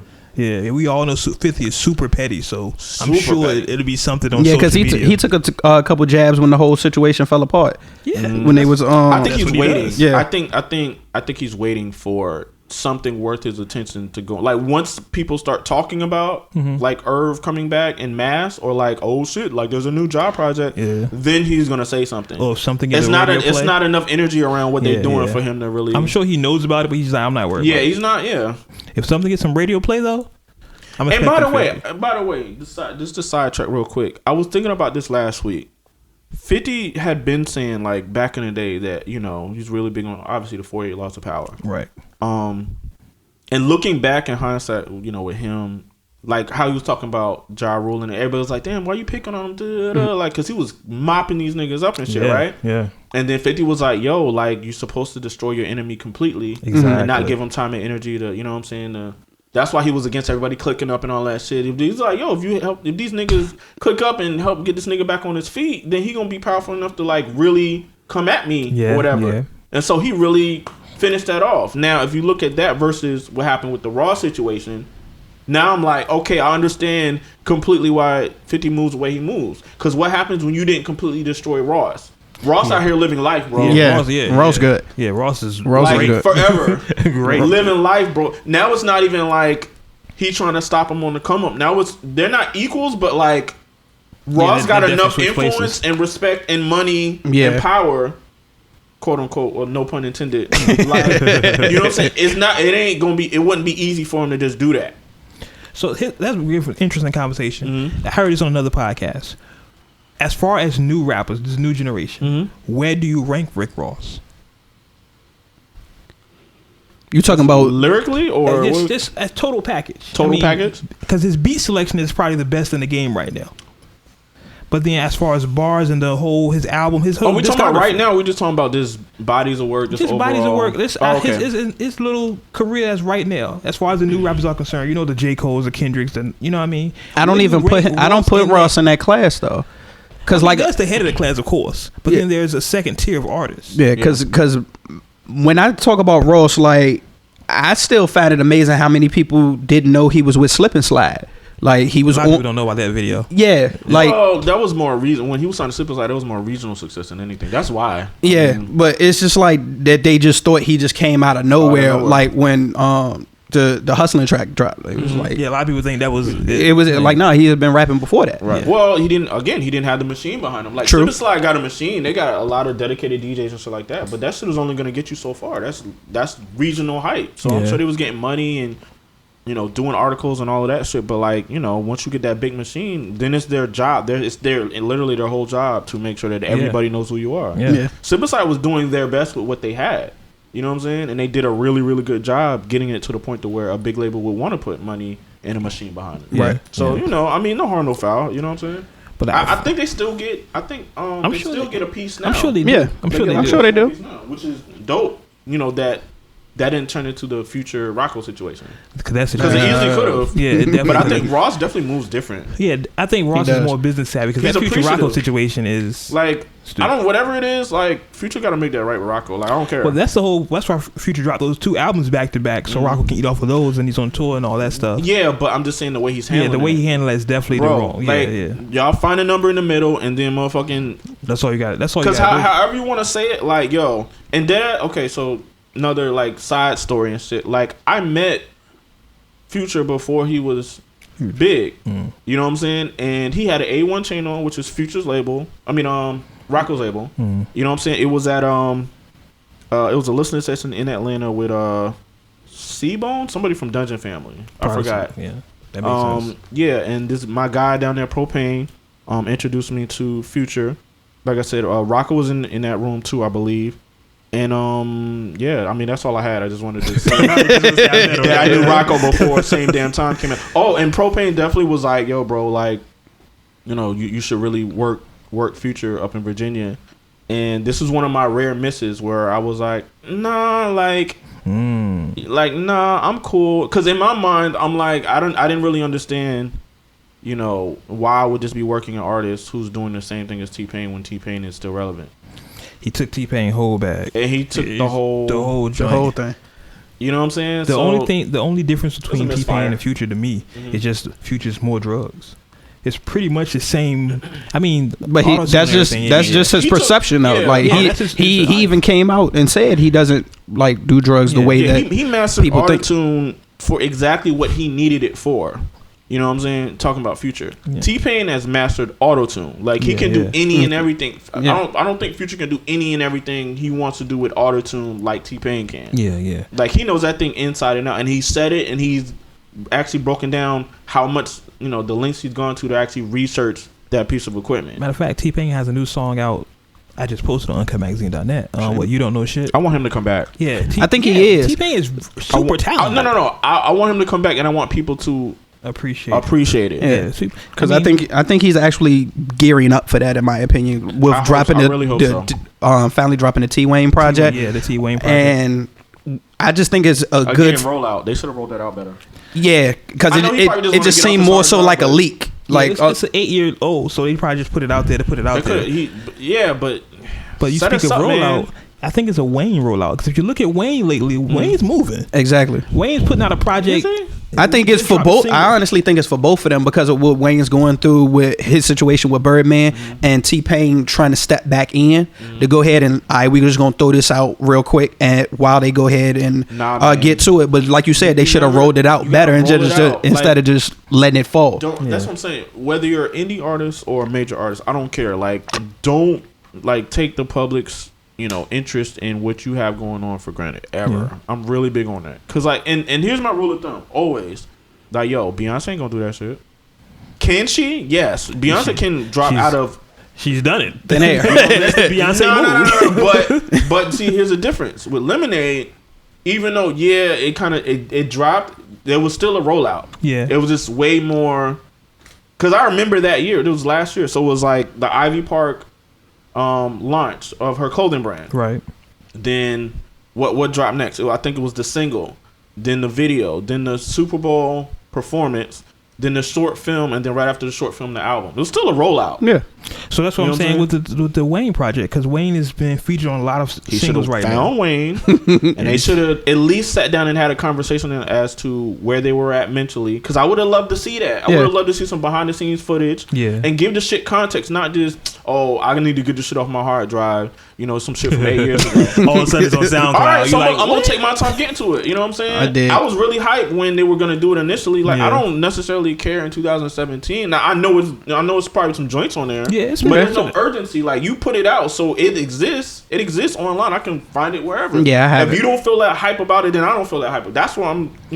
I feel a lot of this is psychology, bro. Yeah. So if you're gonna be like, all right, I'm just trying to get some shit on me. He tried to do it so nonchalantly. It was like, my energy won't there for it. You don't really give a fuck. I don't really give a fuck either. Yeah. That's all I'm saying. Makes sense. Artists have to be very mindful about how they interact with the general public. Half of this shit is psychology. If you can't get them to care, you shouldn't be dropping a single, let alone a project. I agree. And one of my major pet peeves, and this is totally off on a tangent, one of my major pet peeves with artists is they promote the same thing for 3 or 4 years. I hate when an artist does that. Especially when I do stuff for the site and I'll say, hey, send me some music. They're like, yeah, this song's from 2012. I'm like, why are you giving it to me there? Well, at least not tell you that. New. At least not tell you that. Yeah, I was about to say. Oh, yeah. I learned that a while ago. I don't, when I do songs now, I don't say the year. Some of the content I might allude to, but I'm not going to say or do anything in the song that actually puts a stamp on it, like a time stamp on it. Because at that point, it's just like, all right, that happened this year is only relevant for that year. Exactly. Yeah. So. Yeah, I just that's one of my pet peeves, especially with working with unsigned artists. I won't say local artists, just unsigned artists. When they'll send me something they've been promoting for the last 3 years, so you haven't done anything since then? That all goes back to do you know how to market and promote yourself properly, without wasting time, energy, and keeping us engaged in it. Exactly. It all leads in, like I said, my whole mind is marketing now. Now that I actually, not now, but as soon as I actually figured out, marketing to, I don't want to say mastery level, but to where I felt very well versed in it, I just automatically started seeing how the world works through a marketing lens. Yeah. You know what I'm saying? So I'm super particular about, how artists do things, and even so much as I like to see how comedians develop their fan bases and how these YouTube stars are making a living off of. Yeah. You know what I'm saying? My cousin is one. Yeah. Who's your cousin? My cousin, well, she's Vine famous. Okay. Her name's Chompers. But it's I know her. I know her. Hey, chill. Hey, Chomp. Hey. Just ignore that DM. I don't know what's going on. Just ignore the DM that I sent you all those years ago. Wow. I'm gonna stay away from that one. Yeah. But it's cool because it's funny how they seem to come out of nowhere, just like Dancer Dan and Nick. Nick, they actually know my cousin, because it was funny. I'm scrolling through the gram, and her mom, of course, I'm following because she's family, and I see her standing outside with them, and I'm like, hold up, how did that happen? I mean, like mine. Yeah. So it was funny, but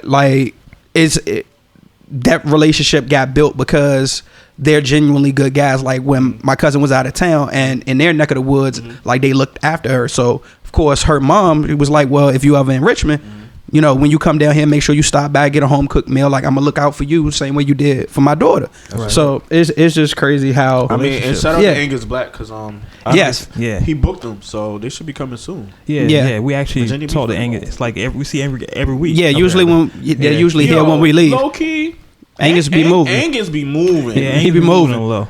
Yeah. Don't sleep on Angus. He be moving. Man. I'm just really big because I know how I try to move. I try to have that aura around me where even if I took a couple months off, next time you see me, a lot of people will say that like, yo, Bad, you be everywhere. I'd be like, I know I probably ain't been out the house in a month. Exactly. That's a crazy thing. That's what I move around so much, but I see that like Angus is really moving. I think he's absolutely found his purpose with booking these YouTube stars and social media stars and stuff like that and doing tours.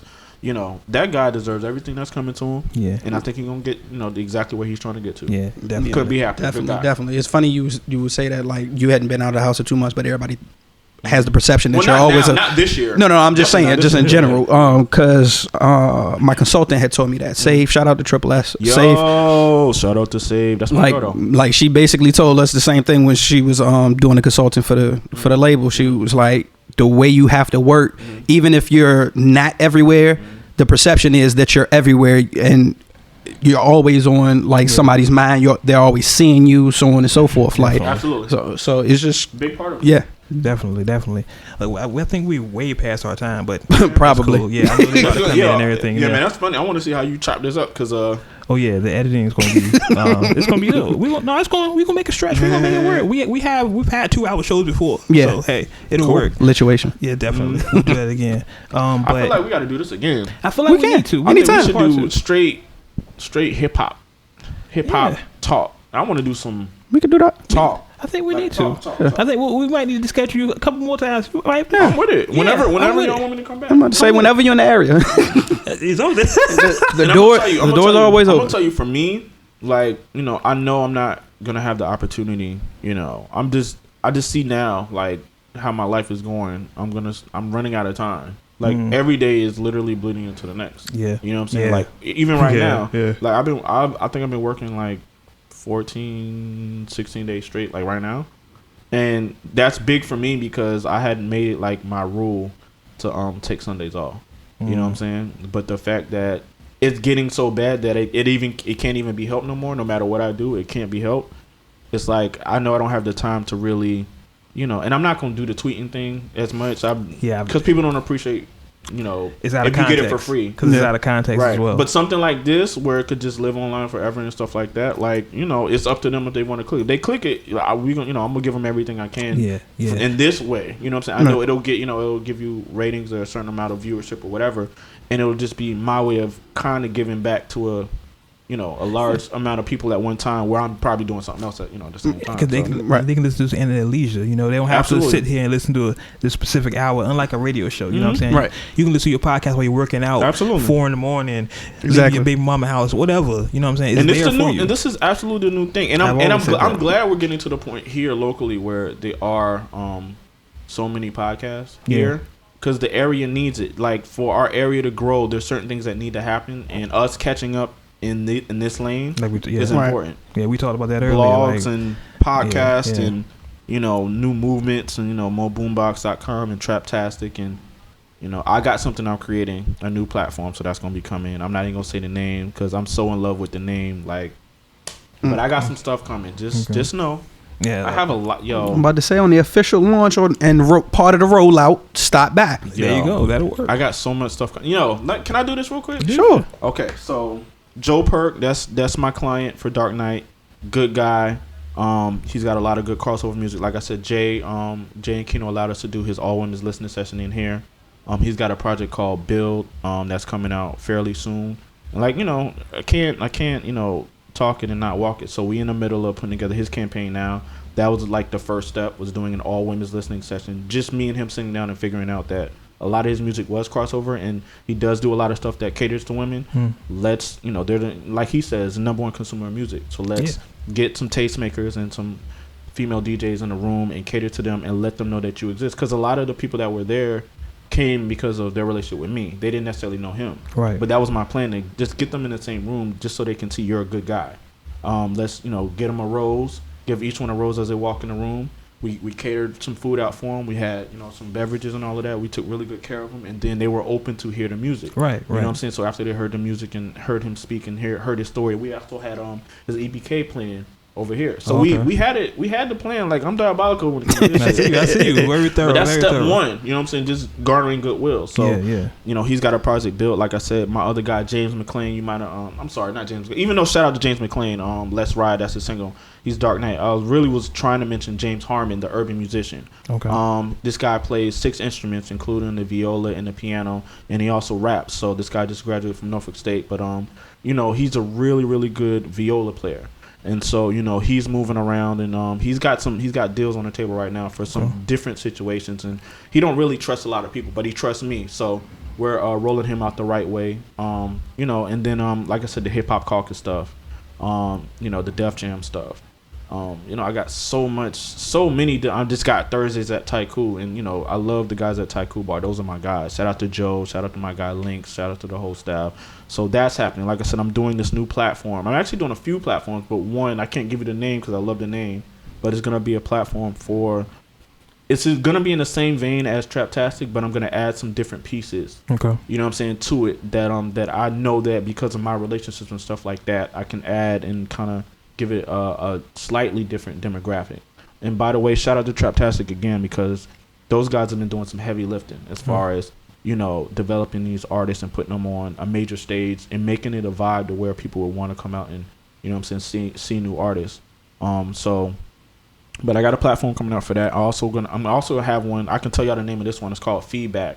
So I'm gonna get a panel of DJs. We're gonna pay the DJs for their time per record for artists to come in and play a few of their records and get honest feedback. So it's gonna That's be a great feedback. idea. That's a great idea. But we're gonna pay the DJs per record. I mean, you know, the artists will just, you know, they'll whatever it'll be, $30, $40 or whatever, and you play your 2 records, and you actually will get, you know, radio station DJs, club DJs, their feedback right then and there. So, you know, instead of you feeling like, because a lot of artists don't know how to pick their singles. Yeah. Instead of you jumping out here and putting your money and effort behind the wrong record, get somebody who you need to get it to anyway, you know, who has that perspective and that expertise, you know, which is the DJ. Yeah. You know what I'm saying? You know, that gives me an idea too, so we'll talk later. You know what I'm saying? So I'm super excited to do that, man. And I have another one. I'm going to say it, you know what I'm saying? I got to figure out the name for it, but I'm going to say this just for documentation that it's my idea or whatever.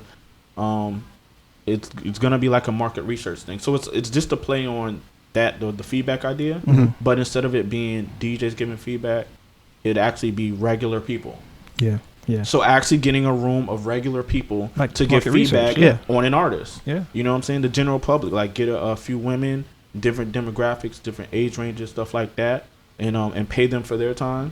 And, you know, what do you think about this artist, their imaging, their branding? What do you think about these records, the promotional material that you see that you have in your hand? What do you think? Yeah. And then market research. Yeah, you know that's dope. Definitely. That's really dope. So, like, as y'all listen, ain't shit gonna stop, bro. I'm so focused right now. You know what I'm saying? Keep it moving, man. That's what's up. I should be tired, but I'm really, really passionate. You know. Yeah, I'm about to say, when that passion, it just turns into excitement. Once you hit that stride, it's just like, okay, no, I'm not feeling. I'm planning. I'm not lagging at all. I'm planning a mixer meeting for artists right now who like literally has a label looking at them. It's in like 2 weeks, and so depending on this meeting or this meeting with these DJs, you know, could be the difference in this artist getting a deal or not. And it's a name, you know what I'm saying, that everybody knows. So I'm not gonna say it. When is this airing? This will air tomorrow. Oh yeah, so I definitely can't say the name because it's like but I'm happy to, you know, play a part in this. Yeah. And also I'm gonna be working with AP Mathematics, which is a consulting firm, and they just got the contract for the PGA, which is, you know, the Golf Association. Yeah. They're doing an inclusive thing to where they want to introduce golf or get more kids in, you know, inner cities involved with golf. And the pilot program is supposed to be in Baltimore, and so they want me to help them figure that out. That'll be dope. And so I got a bunch of different situations. So while we're here, give everybody your social media so they can follow you and all that good stuff.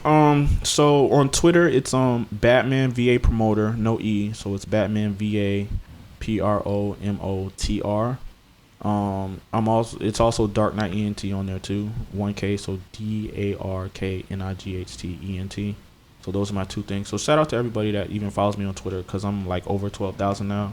And I promised myself I wasn't going to care about the number after I passed. It's supposed to be 11,000, but then I got to 12. I was like, okay, I'm not an artist, so I don't care about the numbers no more. Exactly. It's enough people following me that, you know, I know if I say something, somebody's going to see it. So I definitely don't care about the numbers no more. I'm glad that I got to just that little benchmark or whatever the fuck. And so shout out everybody following me on that. Facebook, Charles Brown II. I just hit 5,000, which, you know, is the max. Or whatever. Max, yeah, they cut you off. Yeah. I was playing around for a long time. Like, do I really care about maxing on Facebook? And I was like, yeah, I mean, whether I care or not, I need to just go ahead and do it. Yeah. And so it took me like a couple weeks after I actually cared, because I was already like 4,800 or something. And then I maxed out at 5. So shout out to everybody following me on Facebook. You know, always a good response on there. And then Instagram is Darknight ENT, DARKNIGHTENT. And that number is, you know, it's like, I'm like over 2,000 or something, 23. It might be like 2,300. But that one's building, but mostly because like I really didn't want to get Instagram.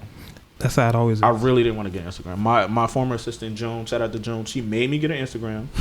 And I think I remember that when you posted the picture there. Yeah, I remember that. Yeah. She made me get an Instagram, and then we worked it together just to kind of get the numbers up. But I really didn't care. But now I'm on Instagram a lot heavier now, so I care more. I mean, you know, sometimes it's just me feeling like there's too many platforms.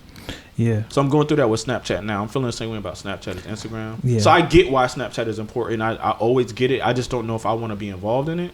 But I can't not be, just because of, again, all of the stuff that I do. I can't not be where everybody else is at. So you should do like I do. I'm on every social media. I just don't use them all. Yeah, I'm reluctantly dragging my feet to Snapchat. Yeah. I just had to have a girl actually break down how to do snaps properly and all that shit. So it's cool. We getting there. Yeah. I think I don't even remember my snaps. So I can't even tell you on Snap. Y'all will find me on there. It's Batman something. I forgot. Batman VA1 or something. So your social media. Let's see. Twitter and Instagram _G_LI. Facebook AGR.GLI. Snapchat AGR.G. And as far as me, on everything, Twitter, Snapchat, Instagram, Google, I don't know, everything. There we go. Google. Yeah, there we go. I am on Google Plus. I forgot about that. Yeah. Everything is just Pinterest. The word blogs. Just Google me, and I'll come up. Xbox, everything is just the WordsWithWade blogs. This was a dope show. It was good energy. I feel good about this show. I like this one. Yeah. It feels it's good. A good way to spend a Sunday afternoon. You know? Yeah, we need to do this again next time. I'm with it. I'm totally with it. Yeah, we'll do this again. Well, you know I'm here. And you're here every week. Yeah. I'm here all week, guys. Anything else you do before we get out of here, y'all? Nope. Vote. HipHopCaucus. Yeah, vote. Yeah, the primaries are June 13th, which is like what, week after next. Yeah. June 13th. So like, I know how everybody feels, but like, yo, I'm not super happy with what I'm seeing as far as people caring about the election. Like, yo, it's the governor's race on down. So like, the only person who can like veto bills, you know, that the president is trying to push and all of that, or legislation, is the governor outside of the president. So it's like, yo, like, we need to know who's running, what they stand for, and how, you know, it could affect us, like, all the way down to House of Delegates and, you know, all that kind of stuff, man. Like, you know, like I said, I've been moving around, so I've seen there's a lot of good people in the political scene who actually care, you know what I'm saying? And the next interesting thing is, I mean, this is the Democratic side. I gotta, because we're nonpartisan, HipHopCaucus is nonpartisan, I have to actually talk to the I have to actually start going to Republican events too. So I'm gonna document that. I'm gonna actually like make videos. That's gonna be dope. Yeah, that's because I think everybody's gonna be interested to see this. Not even my perspective, but a perspective on going to events of another party from your own. Because that's kind of the thing that I hear people in the media talk about now. You always want to hear from the other side. So that'd be dope to do. So I'm gonna just try to go in with a humble spirit and see what happens and document it all. I think people are gonna be really interested in that. That's what's up. That's so what's vote up. June 13th. Vote, man. Vote. Research and vote. Yeah, make sure you vote. Also, All Eyes on Me comes out June 16th. Make sure y'all go see that. Make sure y'all go see that. 2 Chainz album coming out. The girls love trap music. Pretty Girls Love Trap Music. Yeah. See, I got the name wrong. You see me looking in the sky. Chainz gonna kill me, bro. I just posted his single with Travis Scott. The 4 a.m. Yeah, I just posted that. Appreciate it. Yeah, just posted that. So yeah. Vince Staples coming out. Big Fish. I think that's Big Fish Theory. Yeah. Big Fish Theory. I think that's June 23rd, if I'm not mistaken. So, I think you're right. It sounds right. 23rd, 24th, somewhere around there. Big Sean album still out. I think it's the best album of the year. Either Big Sean, I Decided, or Logic. Everybody. Logic got a really good album too. But yeah, I've been listening to Stop sleeping on Big Sean. Big Sean got the best album of the year. I don't care. I'll be honest, this is the first project from Sean that I've listened to. I'm not a big Sean fan, and for the fact that I've actually let this project play all the way through and on more than one occasion, this is clearly his best project without question. 11 and 14 on his project, and 2. Well, he's got a lot of good records, but The Light. I love that track. Yeah, the last track on the album, the Jump Out the Window. That was the one that actually made me pick the project. Sunday Morning Jetpack has been my motivation for like this whole year. Like that's the record I listen to mostly in the morning or late at night to kind of clear my head or to regroup. Like he's got a lot of that. Yeah. And people so I know we wrapping up, but people are sleeping so much. I just gotta really say this because out of all of the new guys, he's my favorite new guy. People are sleeping so much on Big Sean. It's like criminal, bro. Like he's the best rapper. You know what I'm saying? In that new class as far, and I don't mean lyrically, like necessarily lyrically. I mean he's the best new guy. Like J. Cole has his thing. Kendrick has his thing. Drake has his thing. As far as who's just a good overall rapper, like here you go. I think it's Big Sean. Consistent with the radio singles. He can tell stories. We can definitely talk about that. He can tell stories. Yeah. Introspective. Went records for the women, bro. Yeah, you know what I'm saying. And when he want to go off and just rap, he'll do that and he'll tear somebody's asshole off, like straight the fuck up. So dare we say he's like the new Fab? Ooh, I don't know. I think he's more well rounded than Fab. I don't. Listen, I'm a Fab stan. I'll say that. No. I fuck with Fab. I fuck with Fab. Lyrically, I think Fab does it bar for bar. I think Fab is probably better, but I'm just talking about overall. That's what I'm saying. Overall, I think Big Sean got him. I mean, out of the new dudes, like we just said about Rick Ross earlier, there's just the top tier apparently. Right. You know, the Kendrick, the J. Cole, the Drake, and then there's a second tier. Ross is in that top 20. Yeah, but he's in the lower part of it. I put Sean over Ross. I put Sean over Ross. Easy. Yeah, that's easy. For sure. I put Sean over Ross. It's so criminal, bro. Like everybody's talking about Kendrick, Drake, whatever, bro. But every album, Sean is getting better. Yeah, without question, this is. And if you just want to play the numbers game and shit, he got plaques, bro. He got a shitload of plaques, and his shit do numbers. His tours do numbers. His merch do numbers. I mean, dog, he got Janae Aiko, bro. Yeah. When I distinctly remember Donald Glover saying, I mean, you couldn't really date Janae Aiko. She kind of belongs to the world. And then like 6 months later, Big Sean was like, this is me. This ain't she claiming that shit. So I don't know how much, and that's no shot at Donald Glover, but like, we all been there. Again, wrapping up, but we all been there when you think, a girl is. Oh, yeah. Yeah. You know what I'm saying? But then you see somebody just bag her up real quick. Like, damn, what did he do that I wasn't motherfucking? How we put girls on pedestals, but that's a whole nother. That's we need another hour. We got another hour, bro. We got another. They about to come through here and everything. Whenever y'all ready. Yeah, so we definitely gonna do this again. Appreciate you stopping through, man. Certainly, for sure. Thank you guys for having me. No problem. Anytime. Like I said, I've known you about 13. Well, I've been doing it 13 years, so you might have known me like 11. Yeah, because. Yeah, about 11 years. So yeah, it's been a while. So anytime we'll get this done again real soon. Great talk. All the slogans. Roll with the winners. All I do is work. Positive creative energy. Positivity, productivity, consistency. All that. Yeah. And shirt line coming soon because I gotta put them shit somewhere. Yeah. Put them. That's how mine started. Virginia is still for hustlers. That's gonna be my shirt. I'm telling y'all right now. Virginia is still for hustlers. I like that. That. We can roll with that. And as always, you may agree with what we said. You may not agree with what we said. But one thing you can't agree with. What's that? We keep it uncut. Absolutely. Until next time, we catch you on the internet. Cheer. Hit the button. This was a great show. Thanks for listening to the Words with Wade podcast. Make sure you follow us online using the hashtag WordsWithWade.